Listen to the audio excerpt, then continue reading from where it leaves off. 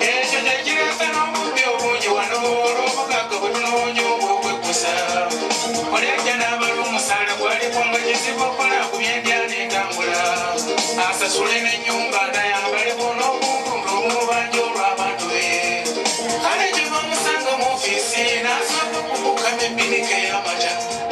kyekuteera omukono okweza empapula y'ekalamu ebayagalana n'omwebaza nabone n'omulinda gyali ntoobe buli omu ayinako watugira abantu be wano otugamba matekisi nti naseera songa buli kintu mu ggwanga bwe kityo fenna tulinda nnimire tulinga nyonyi tusabe busabe mukama tuzukuse bwefe tuli tusaawa kudduukirirwa n'akatalimu ne tudagira amawanga kyokka bwe tuterese mbabuulidde abali beera abalamu bannange mulijjusa ekintu kye mbakuutira nga mbaawo mu by'okwefuula abali ku ggwanga kuba eno nsi yammwe